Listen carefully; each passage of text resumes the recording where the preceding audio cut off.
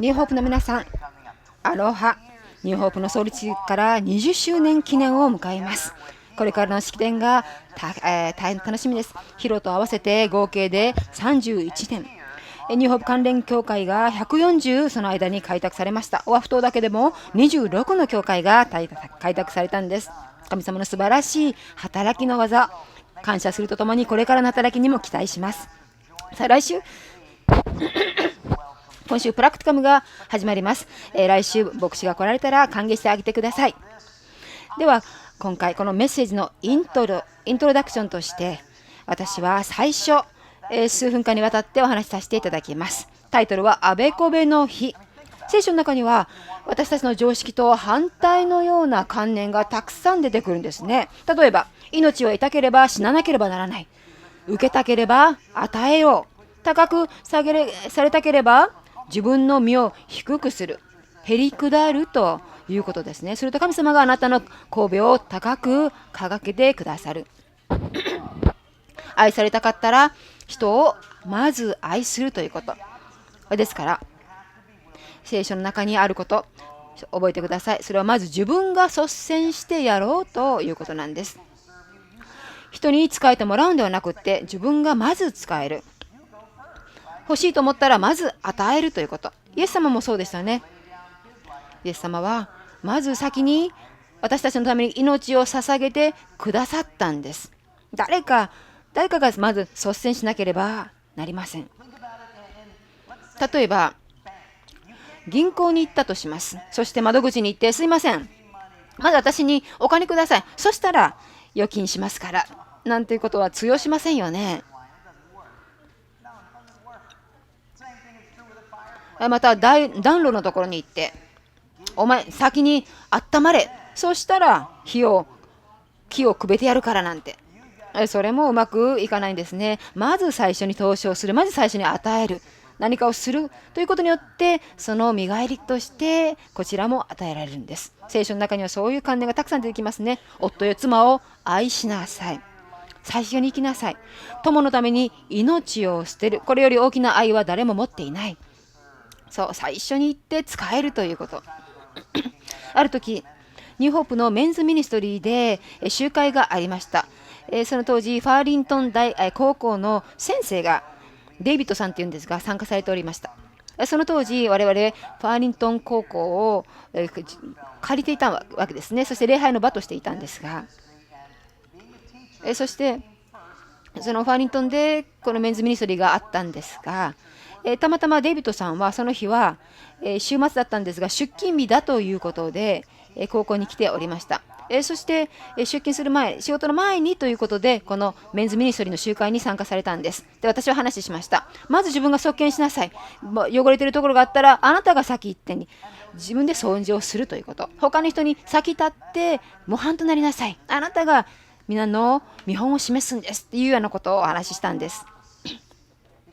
我々の常識とはあべこべではないでしょうか。だって我々他の人にあれしてほしいとか、最初にしてくれたら私がじゃあ見返りにしましょうとかっていうふうに思いがちなんです。イエス様もまず先に命を捧げてくださったから率先して私たちに命を捧げよう。そしたらその見返りとして命が与えられるということ。そう、誰かが挨拶してほしかったらあなたが先に台無しをするということ。誰かに好きになってほしい、好かれたいと思うんだったら他の人を好いてあげなさい。話を聞いてほしいと思う人がいるならば他の人の話をまず聞いてあげなさい。よし、この1ヶ月間私はもう喋るのをやめてちょっとおしゃべりを控えて人の話をしっかり聞くようにしよう。まず最初にそれを実践するんですね。すると人もあなたの話を聞いてくれるようになるんです。このような話をしてたんです。そしてメッセージの最後こう言いました。道にゴミがあったならばもう掃除のおじさんを来るのを待ってるんじゃなくてあなたが拾いなさい。聖書にもあります。イエス様は言われました。私は使えるものの間に見つけられる。私は奉仕する人に使うものの中に見つけられると言われました。そうだからまず自分で率先しましょうね。っていうことを話してメッセージを終わったんです。さあ、そのデイビッドさん、この話を聞いて学校に戻り、そしてその集会、ミーティングがあったんですが、そこに戻ったんです。そしてその行動ですね、行動に、ギリギリです。時間ギリギリに飛び込みました。そして他の人はもうみんな席についてたんですが、ふと見ると戸口のところにゴミが置いてあったんですね。ハンバーガーの包み紙、そしてコーラがちょっと残っているもの、カップが置き去りにしていた。で、その時に彼がさっき聞いたメッセージのことを思い出した。ゴミがあったなら自分で拾いなさい。愛されるのを待つんではなくて最初に愛しなさいとか、そういうことを思い出したんですね。よし、じゃあ後で掃除の人が来るのを待ってるんじゃなくて、今拾ってやろうと思ったんです。よし、率先しようということで、彼はそのゴミ箱を掴んでゴミ箱の方に向かって歩き出した時に、ちょっとと言って声をかけたのが実は副校長だったんです。いや先生、これね、ゴミだから私捨てに行くとこなかったんですよ。いや違うから、私にそのゴミ渡しなさい。副校長は言いました。いや違う、これゴミ私捨てに行くんですよ。違うと言ってデビッドさんの手を引っ張って、なんと講堂の正面、人々の見ている正面に彼を連れて行ったんです。そしてみんなにアナウンスしました。皆さん、校内がゴミだらけになっていると言って今まで心を痛めてましたね。で、今まではゴミの掃除のおじさんが来る、掃除婦の人が来るのを待っていた。しかしね、実はこのゴミ、私今朝わざと置いたんです。そして250人もの教師がこの講堂に入る、その脇を通ったのにこのゴミを拾ったのは誰もいなかった。しかしこのデイビッドさんがついにこのゴミを拾ったんですよっていうふうに副校長はアナウンスしました。デイビッドさん、ここ来てください。彼は本当に自分が率先してゴミを拾ってくれました。このように皆さん、デビッドさんを模範にして同じようにすべきではないでしょうかっていうふうに言ったんですね。そしてご褒美にということで、なんと彼にハワイのネイバーアイランドの飛行機チケット、往復チケットをプレゼントしたっていうことなんです。いいこともありますね。ゴミを拾った、それだけの本当に些細なことでこんな素晴らしいご褒美をもらいました。このように、これは本当に面白い話かもしれない。しかしね、学んでください。まず自分で率先するということです。愛されたかったら自分が行って愛してください。場所がきれいになったらいいのになと思うんだったら、他の人が待つんではなくて自分でまず片付けを始めるということ。愛されたかったら行って愛しましょう。挨拶誰もしてくれないと思うんだったら、あなたが行って他の人に自分から声をかけるんです。自分のことを知ってほしいと思ったら他のところに行ってその人たちと知り合いになる。自分で積極的に言ってください。命を与えたら必ずの命は自分のところに帰ってくるのですから。ではこれからは各、キャンパスの牧師先生にメッセージのバトンをお渡ししたいと思います。ハワイ会サンドアイランドのそれぞれの牧師先生が出てまいりますので、出てこられましたら拍手でお迎えください。タイトル、あべこべの日。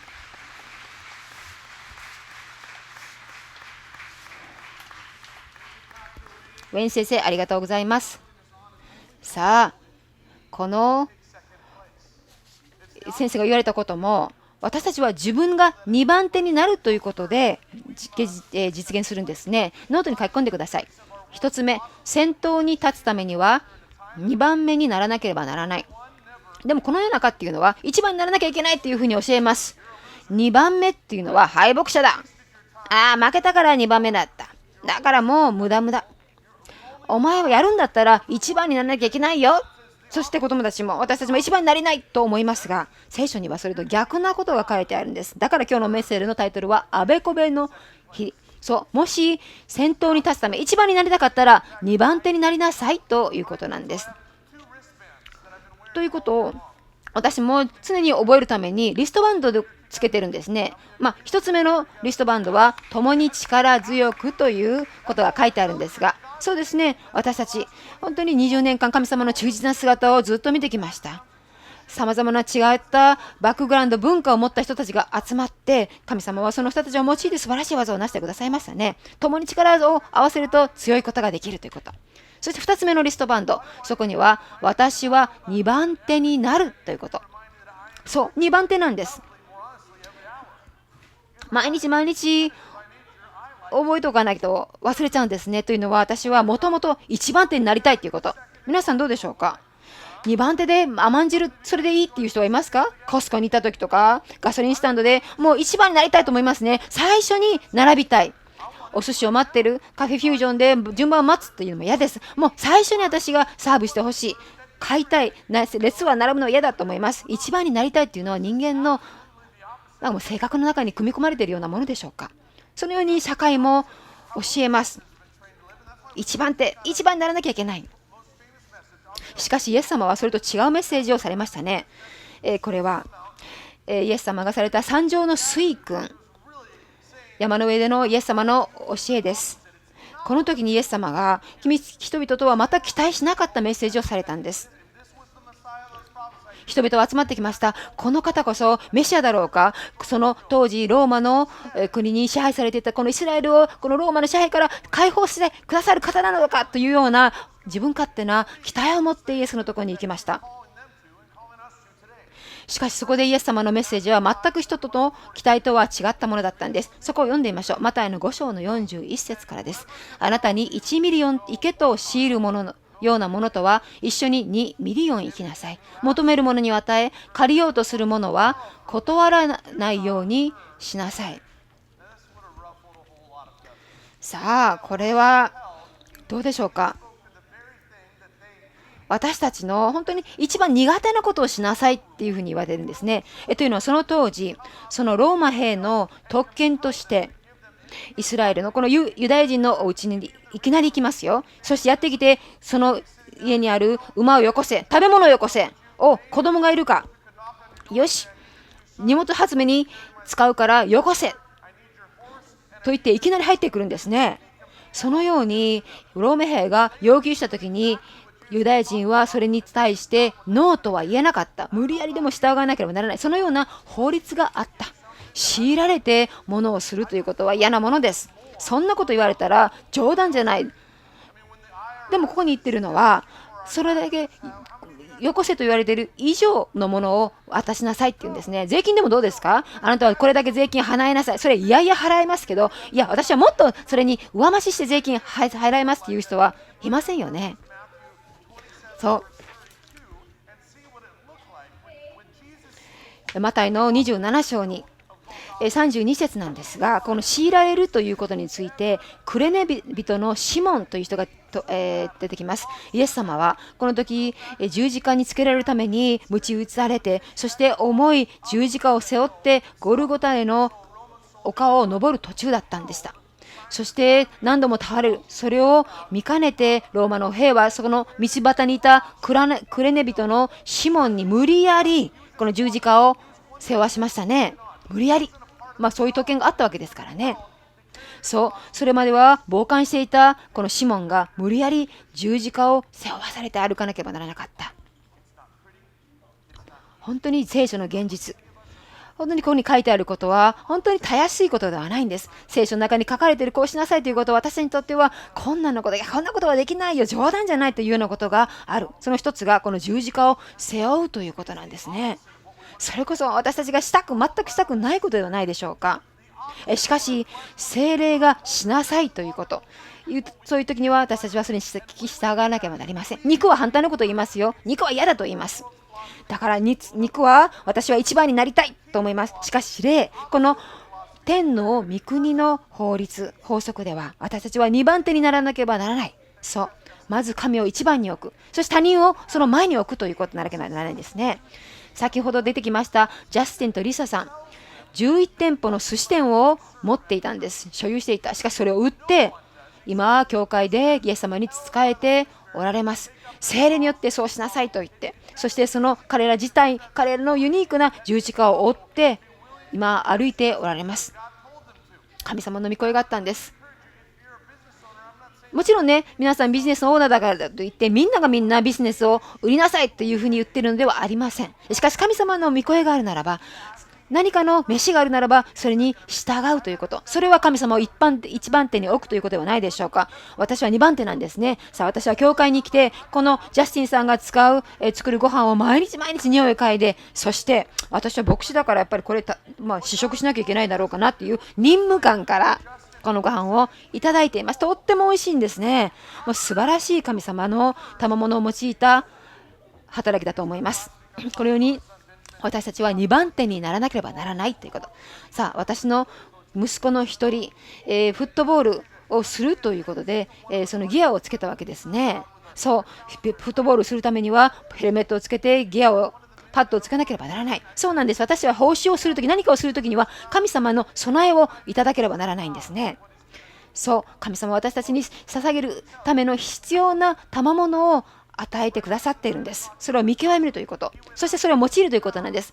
その例として、なんと先週の9時の礼拝の後、メッセージを聞いたこのジェイコブさんという方、ここに写真がありますが、彼がこの教会のスタッフブライアンとケンのところに行ったんです。そして彼は言いました。実は私は海軍に従軍していますが、ハワイに来たばっかりなんですが、先週この先生のメッセージを聞きました。そして持っている賜物を使って神様に使えるということを聞いて、私はチャレンジを受けてそれをしたいと思うんです。実は海軍で溶接技術を学びましたから、この教会でそれを技術を教えたり使ったりしたいんです。するとこのブライアンとケンの目が大きくなったんですね。いや、実はこの教会の増築プロジェクトのために溶接技術が必要だったんです。ジェイコブさんが言いました。いや、私はね、溶接技術はありますけど、溶接の機械がありません。するとブライアンとケンは言いました。いやいや、教会には溶接機械があるんですけど、それを使える人が今までいなかったんですよ。なんと素晴らしいことでしょうか。神様に本当に召しに従ったということ、そして神様の召しに対して2番手になったということによって神様の素晴らしい祝福を得たわけですね。ですから皆さんの中で溶接技術を学びたいという人、このミニストに参加したいということ、もう出来たてほやほやのミニストリーですが、この教会の外、テントの下にサインアップすることがあります。そこでサインアップして参加してください。さあ、神様はあなたのこのスキル、持っているスキル、これからどんなスキルを育ててくださるでしょう。私は実は料理の技術があるんです。賜物があるんですよ。っていう人がいるかもしれない。このカフェフュージョンありますね。もうどんどん忙しくなっている。あなたの人の奉仕の手が必要ですから、どうかそのミニストに参加してください。ジャスティン・リサさんのところに行って、いや、私もね、この奉仕携わりたいんですが、どうしたらいいですかと聞いてみてください。私は料理もできない、溶接もできないっていう人もいるかもしれない。しかし私たち一人一人別の賜物が必ずある。だから神様をまず第一に置いて、神様の御言葉に従うということを第一としてください。そして私たちは第2番手になるといこう。さあ、私たち2番手になるチャレンジ、参加しましょう。さあ、そのノートの最初のところです。あなた方の間で人の先に立ちたいと思うものは、あなた方のしもべになりなさい。人の子が来たのが伝えられるためではなく、書いて使えるためであるとありますね。そう。最初に1番手になりたい、先頭に立ちたいと思う人は2番手にならなければならないということ。そして私は9月は2番手になるチャレンジに参加するという下のところに自分の名前をサインしてほしいんです。これは私に提出しろということではありませんが、これをサインをすることによってこれで、それ実行するということなんですね。そう、私は2番手になる、人を先にする、人に先を譲るということなんです。さあ、ジミーさんという人、ジムさんがそのカフェフュージョンのところに行きました。そしてそのお寿司を買ったっていうんですね。そしてそれを食べようと思ったところに、いや、これは私が食べるんじゃないということで、奥さんのところにあげちゃったということなんですね。おっと、ちょうどいいタイミングにベルが鳴りました。おそらく、消火のなんかアラームのくじを引っ張った人がいるんでしょうか。これは価値でしょうか、それともメッセージ続けてよろしいですか。いいですか。メッセージ続けていいですか。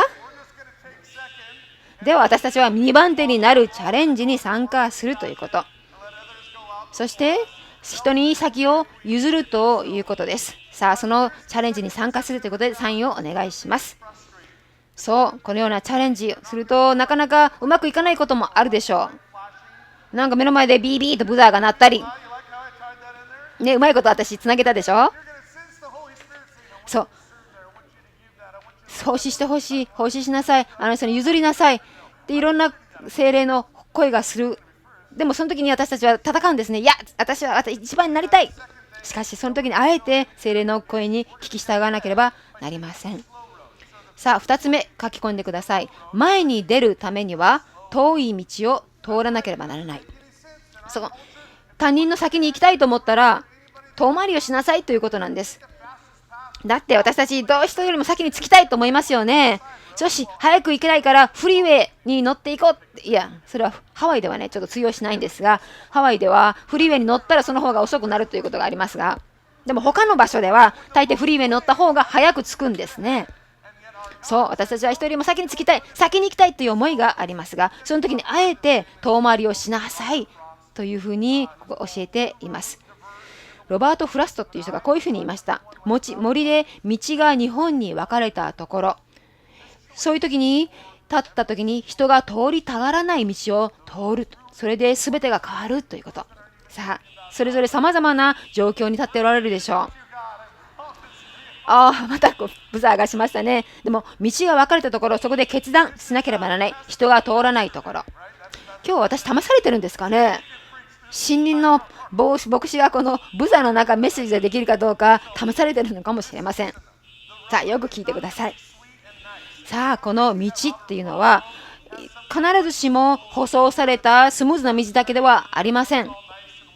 見かけがいいとかそんな道とは限らないんですね。我々が選ぶべき道というのはこのハワイ島のコナにあるマカラベナの道のようなものではないでしょうか。ここを行くためにはヨリンク道のこのような車で行かなければこんなボコボコなんです。こんな道人々は行きたいと思わないんですね。舗装されてないんですから。あんなところに走ったら目的地に着くためには時間がかかるんです。しかしそれでも私たちは行くんです。なんでかというのはこの道の突き当たりには美しいビーチがあるからなんです。そう、私たちもそうなんです。もちろん歩んでる道はボコボコかもしれない。しかしその先にあるの目標は天の御国なんですね。この世の中が終わりではないんです。その中に永遠の命が必ず用意されている。それに目を据えているから私たちはこの世の気流者としてこのボコボコの道、辛い道、足が痛むかもしれないそういう道をあえて歩むんです。他の人たちは舗装された広い道を通ってさっさと行こうと思うかもしれない。しかし今日は神様のペースに従って神様の狭い道かもしれないそういうところを通っていこうではありませんか。ではそこを読んでみます。マタイの7章12節。それで何事でも自分にしてもらいたいことは他の人にもそのようにしなさい。ところでこれ黄金律という名前で知られていますね。人にしてほしかったら自分がしなさい。これは実はイエス様のお言葉なんです。これが律法であり預言者。狭い門から入りなさい。滅びに至る門は大きく、その道は広いからです。そしてそこから入っていくものが多いのです。命に至る門は小さく、その道は狭く、それを見出す者は稀です。それを見出す者は稀。さあ、10分の道、1時間の道があるとしたら、どっち取りますか？大抵の人は10分で着く道を通りますよね。だから悪魔は私たちの目の前に道をつけるんですね。10分で行けるよ。本当にあっという間に着く道があるよっていうふうに誘惑してします。しかしそれに目を取られてしまったら神様が本当に用意してくださった素晴らしい祝福の道を見逃すことがあるんです。だって神様の道のその先には素晴らしい永遠の命、永遠の神様との素晴らしい命が用意されているからなんです。そうだから私たちはあえて人が通りたがらない道、狭い門を通らなければなりません。さあ、私ね、コナンでまだ牧会をしていた時のことでした。ある朝、ちょっと時間に遅れていたんです。息子を急がして車に乗せました。そして坂をずっと運転してニューホープレガシーに向かっていく日曜日の朝だったんですね。礼拝に遅れてはいけないということで急いでいました。するとストップサインのところで前に1台の車が入ってきたんですが、これがなんと自動車の運転練習中の車だったんです。皆さんね、そういう時って喜びますか？あ、やった、神様感謝しますって言いませんよね。だって運動練習中の車っていうのはとろいんです。ノロノロノロノロ。このありますよ、スピードリミットありますよね。制限速度以下のスピードで行くんですから、その後でもうついていっても、もうしょっちゅうブレーキを吹いて、ブレーキライトがどんどん点灯する。もう私はイライラしていました。25マイルの制限のところで19マイルで行くなんてけしからん。もっと早く行け早く行け。ああ、もう遅刻する、教会に遅刻する、どうしようと思った。さあ、そこで交差点が近づきました。すると前に車に向けて曲がれ曲がれ曲がれ曲がれ曲がれ曲がれてくれ。曲がらなかったんですね。もうしばらくその後の車の後についていかなければならなかった。そしてその次の交差点。さあ、交差点に来ました。曲がってくれ曲がってくれ、お願いだから曲がってくれと言うと曲がってくれた。よし、もうアクセルを踏んで吹かしていこうと思ってふっと見ると、誰がそこにいると思いますか？そう、警察官が立ってたんです。そしてスピードガンを持って私の方を向かっていたわけですね。うわー、助かった、神様助かりました。だってもし私この前にこのスローな車がなかったら、私はこのスピードをバーッと吹かして出て行って教会に行く途中でスピード違反のチケットをもらっていたところなんだった。本当に助かりました。もちろん私はね、そのチケットもらって当然だったんです。スピード出していたはずなんですから。しかし私は本当にスローダウンさせた、もうイライラさせられた、障害だと思っていたもの、実はそれが私服であったということがあるんですね。皆さんそういう経験ありませんか？現在そういうところにいませんか？今イライラする、今足を引っ張られている、スローダウンさせられている、もう嫌だイライラするというこのこと自体が実は神様からの祝福であった。それにあるからこそ、本当に私たちが行くべきでないところに行くのを私実は救ってくれてるんだ。そう、神様は私たちの人生、私たちが進むべきペースを定めてくださっているんです。だから神様の定めたペースに従うではありませんか？神様に先導してもらうではありませんか？その一つとして8月に、電子機器を使わないチャレンジっていうふうに申し上げましたね。1日に1時間、1週間に1日間、もう電気器具を作らない、使わない。これ実際に実行した人たちがいるんですね。ある家族、これは藤井ファミリーですが、ジョン、キャロル、ジュリアナ、コアさん、4人の家族ですが、このチャレンジをやってくださいました。そして末っ子のコアさんがこのようなことをFacebook に書いたんですね。許可をもらって読ませていただきます。さあ、このチャレンジをしたとき、僕は圧倒されて早速約束を破った。しかしその後、友達と喋ったり、宿題をもっとしたり、神様との時間も増えた。そしてこの時間を使ってもっとクリエイティブになることを学んだ。レゴで遊んだり、夜寝る時間も早くなった。そしてそれ以上に家族のチームワークを学んだ。家の手伝いをするようになって、この期間中皿洗いとかゴミ出しとかをもっと頻繁にするようになった。僕の両親が喜んでいるに違いない。さあ、皆さんの中でよし、このチャレンジこれからやろうっていう人がおられるかもしれませんが、